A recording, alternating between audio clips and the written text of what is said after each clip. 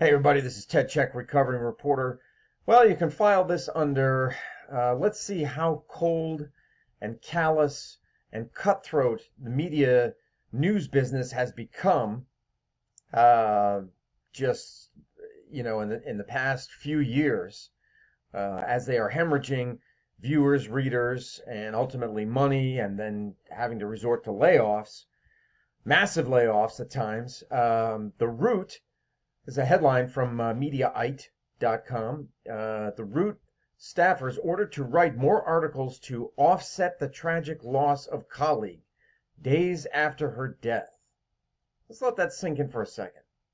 So you've lost a colleague. Maybe it's somebody that you were very close to.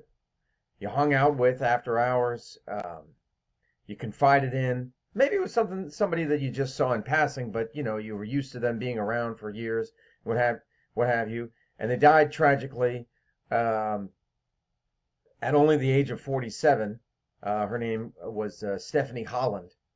Passed away on New Year's Eve, 47 years old. And then and then being told, hey, guess what? You're gonna have to step it up. You're gonna have to step up your production here. Now that she's dead.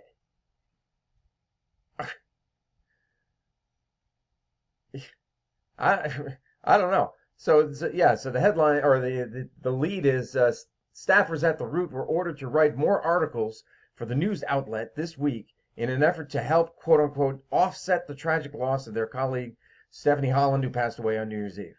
The Root. So it's a website. It's a website.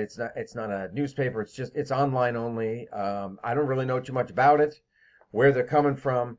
Anything like that, and it kind of doesn't matter. The Root deputy editor Dustin Seibert reportedly urged writers to ramp up their productivity to compensate. Quote, "We need each of you to write 4 trending stories daily. This will bring us closer to standards expected of daily writers across the industry, as well as help us offset the tragic loss of Stephanie. If you are working on a slideshow, you are still only expected to provide 2 more trending stories that day." Yeah, so it's not about the quality. This is what I take from it. This is what I get out of this. It's not about the quality. It's about the quantity. 4 trending stories daily. So they're just cranking out. It's a mill. It's a story. It's an article mill. They're just cranking out the stories. We need volume, volume, volume, volume.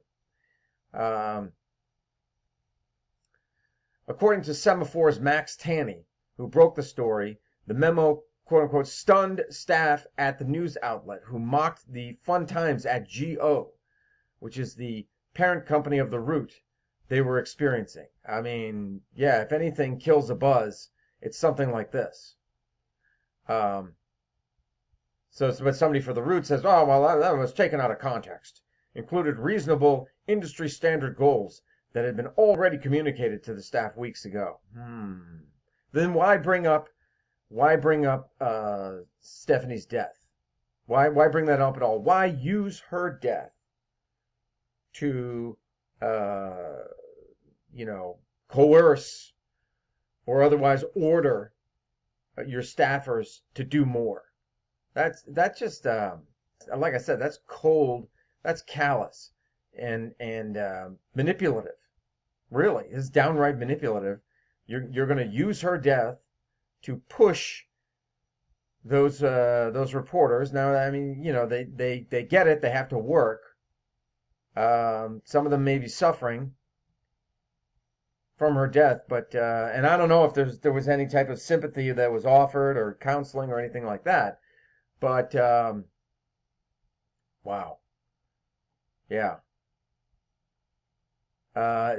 This is, and I'm not justifying it in any way, shape, or form, but this is apparently a manifestation of how, how much in dire straits the news industry is, that they're resorting to this. They're resorting to using an employee's death to push the surviving reporters to work harder. Yeah, she's dead. So what? You know, work harder. Uh, just, just as cold and callous as you can get. That's just terrible, man. Um, yeah. Good luck with morale. I guess they don't care about morale at all. Um, and that's how you're going to lose employees. If they haven't started looking for jobs, they're gonna pretty soon because that's important to, especially in the news business, because you don't do it for the money. You don't do it for the money. You do it for the fulfillment of what you're working on. But if you're just cranking out story after story after story, there's not a lot of fulfillment there.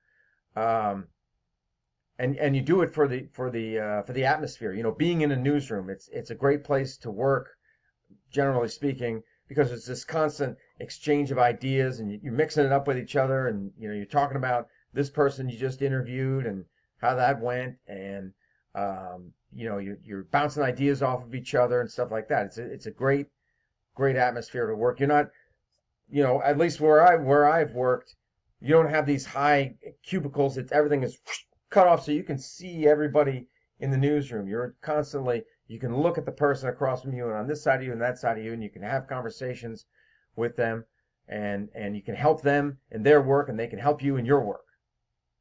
That's the advantage of reporting. It's the fulfillment, and it's the camaraderie. So now you're taking that away. Disgusting. It's disgusting. Um, hmm. Let me know your thoughts, and I'll talk to you later.